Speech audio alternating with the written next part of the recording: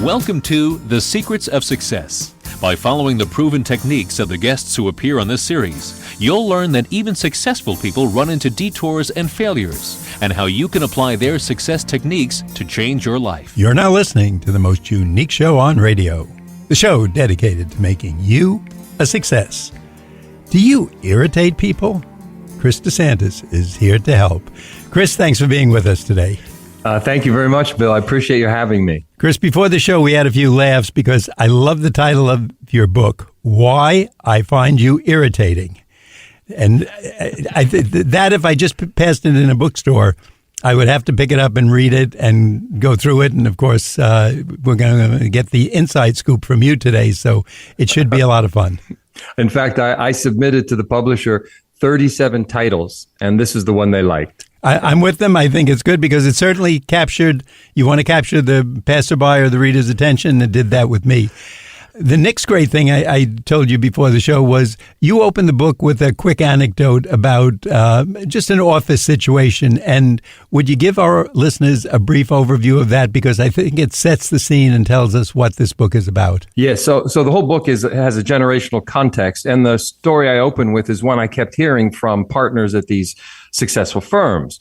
And this story was a senior partner brings a junior, a staff person, and a even more junior staff person to a big meeting with the CEO of a large company. As they're at that meeting, the partner, Bob, is talking to the CEO, and all of a sudden, Zach, the young associate, starts talking at his meeting. And then Bob says, well, that's interesting. He said, well, I've got something else interesting to say. And then Becca, the youngest of all, chimes in as well. This, of course, doesn't land well with Bob. And so after the meeting, when they're in the elevator, Bob then unleashes upon Becca and Zach saying, why are you talking at my meeting? Their response was, well, if I'm at a meeting, why wouldn't I be talking? And that sort of is the essence of the disconnect between us. It's the implicit rules that exist in the workplace that maybe we should examine more explicitly because it's getting in the way of our connection. And if I remember, Bob probably grew up about, I'm going to say he was a man in his either late 40s or early 50s. Yes. And Becca and Zach were probably the gist, if I either remember or the gist of it, they're somewhere in their 20s. It's exactly right. So Bob there's a gap. A senior, a significant gap both in age and in demeanor. And what hit me with that, Zach and Becca weren't doing it to be wise guys or rude or insolent. That was the way they grew up, and they were invited to a meeting. No one gave them ground rules that said, sit there and shut up. And they did what they expected. Bob reacted the way his generation would. Absolutely. And essentially, everybody was doing what you would expect of them, like different animals, but it's viewed differently where it's coming from, and that's what your book is all about. It's exactly right. That is the subtitle of the book, is navigating this generational friction at work, which is what I talk about is in the first part of the book, I explain where that comes from in terms of our worldviews. And the second part of the book, I talk a little more prescriptively about what you can do about it. Now, I copied down a quote. You say, everything that irritates us about others can lead us to an understanding of ourselves. And yes. I laughingly said to you, does that mean I'm picking up either all these bad habits or I just do what irritates me to pass it on and irritate others? So can you talk about that quote a little bit? Well, I think what I'm getting at there to some degree is that we each have certain preferences in terms of how we interact and what we think is important. And then we project that onto others, meaning that that's how you should be. And we lose sight of the fact that, well, not everyone should be like us. In fact, diversity is all about being different. In fact, what we do is we broaden our worldview when we surround ourselves with people that are different from us. So when you look for other people that you find an irritation in them, you have to ask yourself, is that irritation just the way I do things, or is there something else about that irritation that I should know about? But the first point here should be, I should be reflective as opposed to accusatory. And I think that's so good. And you definitely have me thinking of it. Obviously, I've just gone through your book. But now when I see someone, am I reacting because they really did something offensive to me? Or are they just doing what's the most normal thing in the world to them? And I find it offensive. Maybe I'm in the wrong place. Maybe I'm too close, so I'm hearing sounds I shouldn't be hearing. Maybe there's something about their actions that, again, shouldn't be irritating me, but they are because I'm just grouchy that day. So it's definitely made me think. Well, that's good. I appreciate that. You got me thinking, and of course, that's the best thing an author can do. You say we gain more by embracing the differences than by trying to change people. And Yeah. I'll certainly say to you that I'm usually not successful at changing people, and I guess that would be most of us. Am I right? Yes, I think that's the crux of this. Changing people is not what we should be going after. We should be finding out what motivates them and align them with our own desires and motivations, meaning in terms of what we want to accomplish. Because I think we should embrace the difference of the other. That's what makes them interesting. Otherwise, they're just redundant to me. No, exactly. And of course, we said the same thing would be with any professional. You don't ask your dentist to use methods that were good 20 years ago. You want them to use the most current because they're usually less painful, or your accountant or your architect. So it does make sense. And I guess in the workplace, if I took the list down correctly from your book, we're dealing with 5 or 6 different generational groups. Yes. And can you give us kind of a quick overview? It doesn't have to be precise, but what are the different groups that are now either seen, some more active, obviously, because of the age breakdown that we see in the workplace? Right. The oldest group that is represented, although in very few numbers, is the traditionalists. And so they were born up to around 22 to 43. And then the boomers are this huge group that I'm a part of, and that is the group between 44 and about 64. That's the year they were born, am I correct? Those are the birth years. So a boomer, right. If I'm right with my math, would be about 59 to 77, more or less. Exactly. And I can talk a little bit about that, but let me just tell you the groups first, because these groups, these are constructs. These silos are constructs. They're artificial. And then the next group after us boomers, around 65, according to the literature, and around 80 to 81 or 82, that's Gen X. That's the this is the invisible generation, and probably the most interesting. And then there's 82 to about 96, and that's that huge group of millennials. And these are the much maligned millennials who have reputational issues, and I would talk about that. After the millennials now, we've come into this next group around 97 to 2012. That brings us to the Gen Z. This is the new group in the workplace who will then make their own mark. After 2012, what we've got now is the placeholder name Gen Alpha. I say placeholder name because they haven't come up with their own identity, and what we're doing is we're recycling the alphabet. So we're back to square one. So those are the groups. And then again, as I said, the silos are a little artificial. I call them waves, generational waves, because what we do is we sort of wash into the next group. So if you're born at an early end of a wave, you sort of define the generation, and then the back end of the wave sort of deals with the definition of who we are seen as, and as we slowly move into the next new identity, if that makes sense. Oh, it does. And just thinking of it, if I went to another country, I would expect to see differences when I got there, either the way they dress, hairstyles, conduct, food that they like, habits.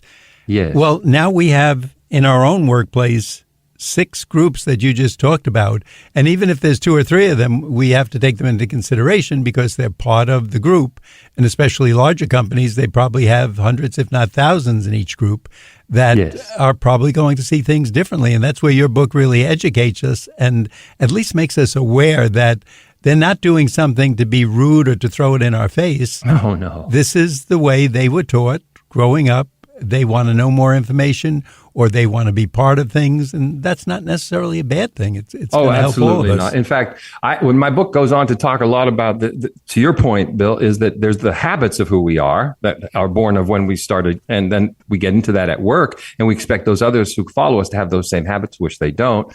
Then there's the perceptions of who we are, which are exaggerated by the media relative to the difference. That's when I alluded to the poor millennial and how they are maligned. And then there are the actual differences between us as to how we were raised and what experiences we were exposed to and what were the socioeconomics in our earliest years that shape our view. So all of those things come together and create difference.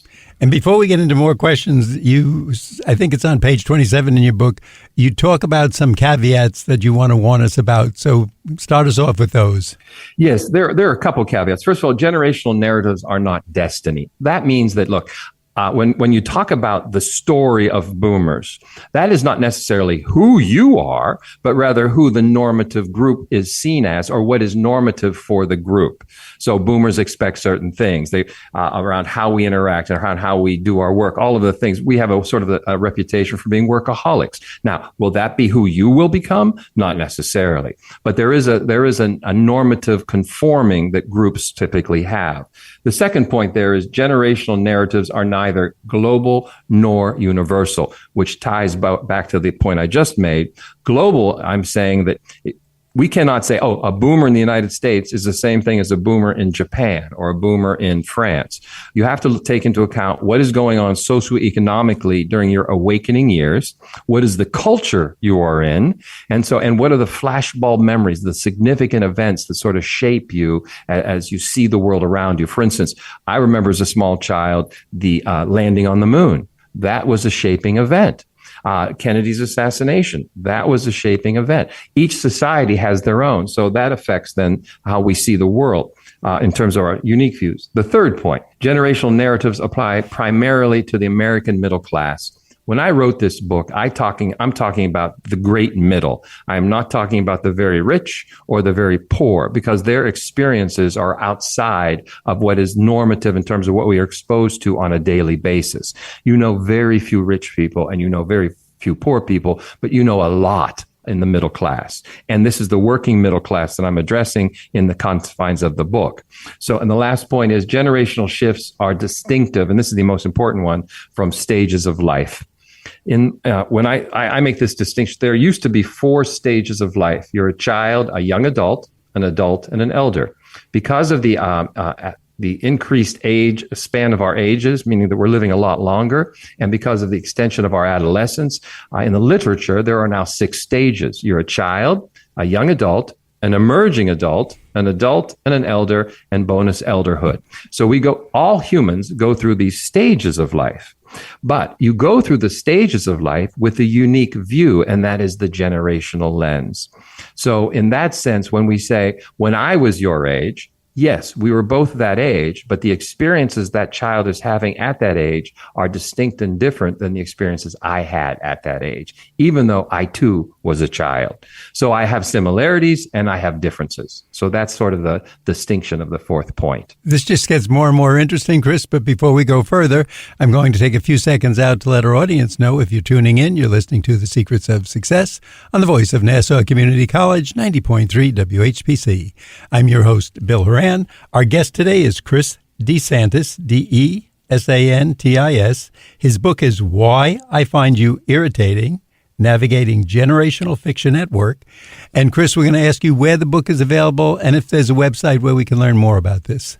Yes, my website is cpdesantis.com. You can order the book through through my publisher, or you can go to Amazon or Barnes & Noble or the Books A Million websites, and you can order it directly there. Chris, I'm just going to ask you a question, obviously asking you a lot of questions, but do you go and teach this to companies? Do you just happen to have a lot of irritating friends? What brought about this book, and how do you use it on a day-to-day basis? Yes, that's a good question.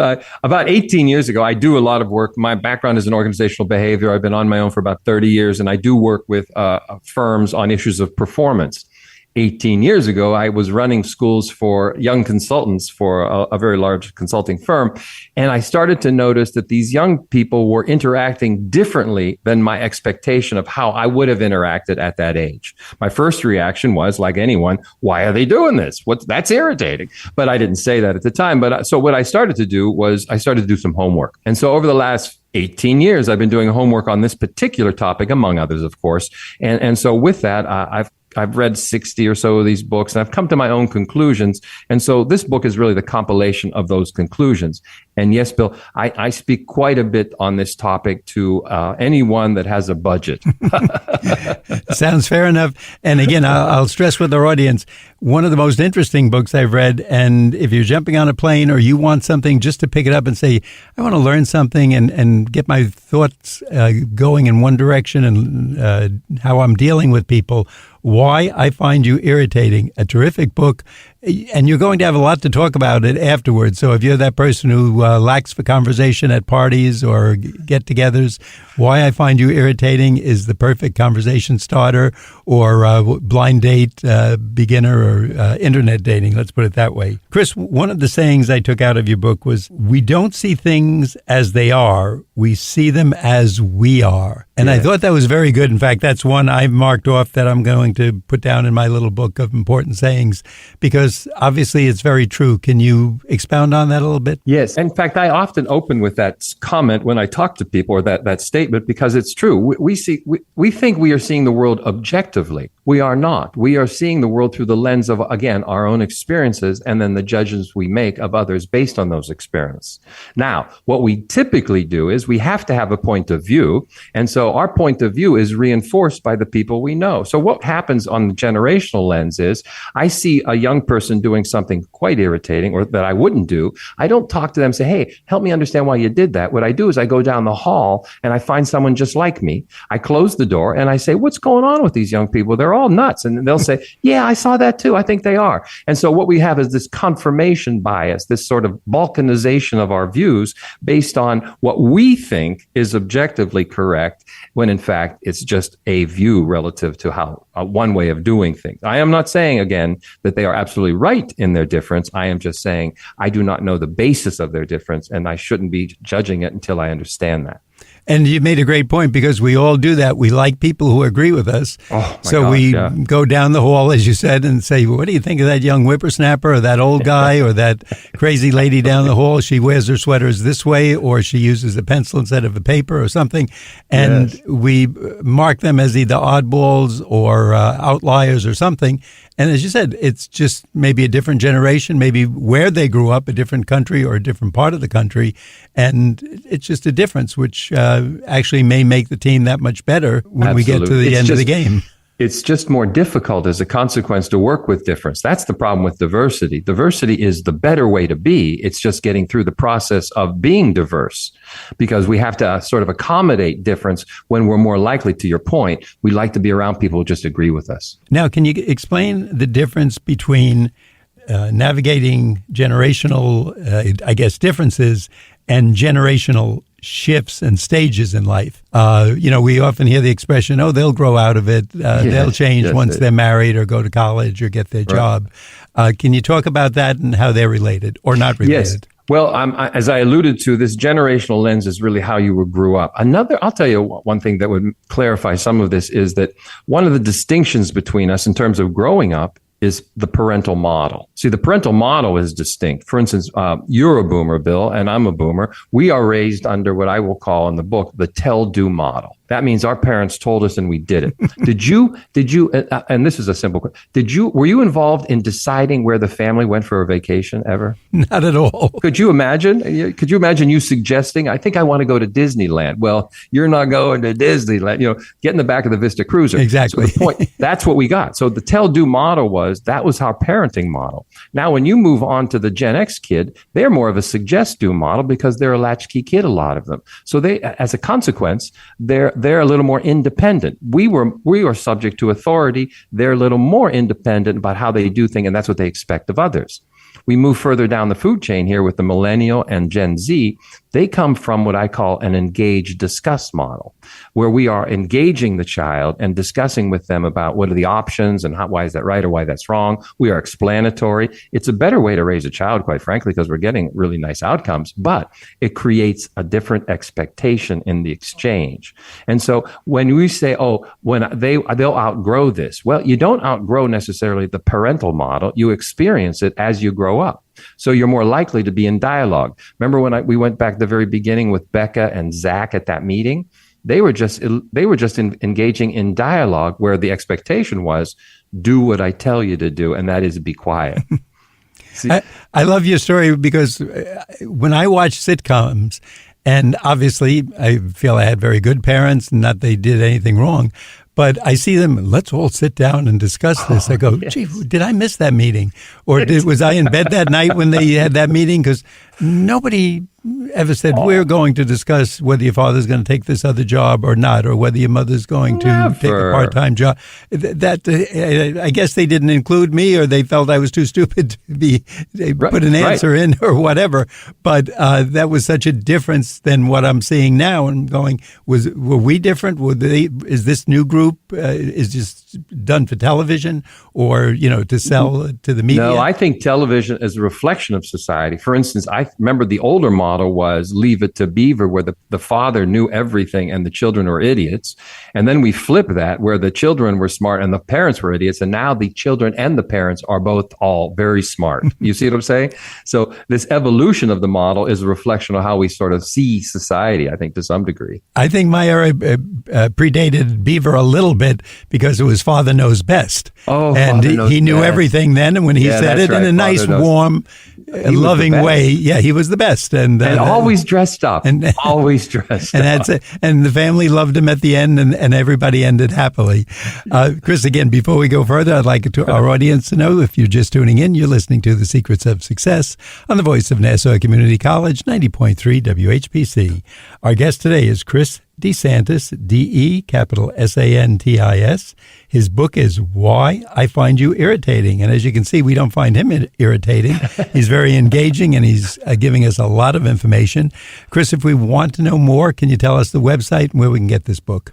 Yes, the website is cpdesantis.com, and the book is available through my website, and there's a button to the publisher, or you can go to Amazon, or you can go to Barnes & Noble, or Books A Million. All three of those websites will carry Why I Find You Irritating. And if listeners want to rehear this show, or they're saying to someone, this guy made a lot of interesting points, I think you should listen to it. You can listen to a podcast of the show by going to nccradio.org. That's nccradio.org, and just look for the show starring Chis de Santis. Of course, the show is The Secrets of Success, but the guest is Chis de Santis, and he'll tell you why you're irritating, and you'll know all those secrets. I would caution you about giving the book to somebody, because then when you say, I thought of you when I bought this. Yeah, that's going to get me in trouble. No, this is one book I'm going to have to keep privately, or let someone ask rather than extend it out. Chris, is there kind of a general feeling that we like to tell people, because we grew up a certain way, we think we know the way, but also, doesn't that put us in an authority position? You should do it this way. I think you should wear your socks differently, your hat differently, shorten your hair, let it get longer, don't have a mustache, have a mustache. Does that make us an authority and give us more power? Is that part of why we do that? It's interesting, because I think what we're talking about here is a distinction between ordering and teaching. Teaching requires, if somebody does not know something, you have to teach them what they need to know. My point is, if somebody might know something, you should be asking them questions versus telling them. Because I think you'll get less resistance when people are engaged in the process than if you just tell them something. So there's always that sort of tension between which is appropriate. Now, one is more expeditious, and this is where the most expeditious path is always to tell somebody. But that will not guarantee the better outcome, because I think what you get as an outcome is you get compliance. And what you should be seeking as a manager, as a leader, is commitment. And commitment requires engagement. And these kids are prepared to commit if you engage. Chris, you used the terms in the book, secular crisis and cultural catalysts. Can you tell us, first of all, what those terms mean and where they fit into this irritating people book? Yes. If you think about it this way, remember I alluded to those shaping events. The landing on the moon was a cultural catalyst. It says we can do this. In a 10-year window, we went from 0 to the moon. And so those things sort of galvanize us. A secular crisis might be 9/11 or the Challenger disaster or the Great Recession or the pandemic. Those things affect us all in another sense. So that also galvanizes a response, but it also leaves a residue in our memories. The most classic one that everyone remembers, Bill, your grandparents or parents experienced the Great Depression. And that was a shaping event. And that's forevermore. They talked about what they saved and so it affected them going forward. I think we just had something in the news a year or two ago called the pandemic. Was that one of those events? I think it will be. I think it is a shaping event to a great degree. The problem with the memory of the pandemic will be that nothing happened over a course of 2 years. You see, there was nothing that was abrupt. We will remember the pandemic, but we will remember very few events within the pandemic because of its, the steadiness. Every day was like almost like a gap. Yeah, it's just the space between, or the chapter that's missing, I guess. You say 30 is the age of demarcation, maybe what we call the new adult, I guess, as opposed to 21 or 18. Why is that? Are we maturing later, or is it because we're living longer and we just put it in the middle? Well, I think there is an extension of adolescence. I use adulthood as a rite of passage in society. You see, I don't use it as a maturity issue per se, because I think the younger mature earlier. I've noticed that in how they sort of present themselves. They have got great poise and all. They're a bit of an unguided missile from time to time, but they have really nice presence about them. Now, having said that, though, the rite of passage is financial independence. You get married, you get a home, you have a steady career. So all of these things that contribute to that are coming later in life. In fact, the young people are marrying around 28 or 29. In my age group, it would have been around 21 to 22. So in that sense, financial independence is coming much later because the young are saddled with $1.6 trillion in debt as a consequence of school. So these things affect your full contribution to society as an adult. And so I think there is an element of delay. The other one are the messages. The young have received messages saying, find what you love, try things, explore things. You are special. All of these messages put them on this sort of, David Brooks calls this the Odyssey phase, looking to see who I will become. And so I think we worry that, look, you have a son or a daughter who's 26 and they haven't decided what their career is yet, because when you were 26, you had one. And so what we're thinking is they should be me. And I'm saying they are not you. They are going on their own journey, and they probably will be successful in their own way. And they're going to have a longer series of careers than you ever did because they're going to live a lot longer. Chris, I think I was just thinking that this seems to be one of those, we all have to read the classics, etc. But every school should pass this out and say, whether you're going to be a police chief, a fireman, a doctor, or a principal, you really should read this book and be aware of what Chis de Santis is saying. And for the rest of us, we can go out and get our own copy. But I think if you have any control over people, leadership, or if you want this in your future, whether it's graduating from college or getting your master's or doctorate, I think this is an important book. It's Why I Find You Interesting by Chis de Santis. And Chris, again, we're going to ask you the website and where we can get it. Yes, the website is cpdesantis.com, and you can order from the publisher, or you can go to Amazon, Books A Million, or Barnes & Noble's websites, and then you can order directly through them. And may I add one more point about what we just said? Because you said something really important about this idea of the young, because I'm thinking in terms of careers. Their career might start later, but we use the question of career too soon. Where do you see yourself in 10 years? You remember that question? Yep. And, our answer was down the hall from you. I mean, that's what we expected, right? But the real answer is, I don't know, because I think things change so rapidly. What you should be asking some young person today is, what would you like to be learning over the next year or two with us? Because that is the hook. The hook is, I will learn from you these things if you would give me these things in return. It's a transaction. And I love it. You re-up them. I love it, and I love the book, Why I Find You Irritating. Chris, thanks so much for being with us today. Oh, my gosh. Thank you, Bill. We've learned a lot. So nice. I would like to let our audience know you've been listening to The Secrets of Success on the voice of Nassau Community College, 90.3 WHPC. I'm your host, Bill Horan, asking you to please join us again next week at the same time when we will continue our journey to success.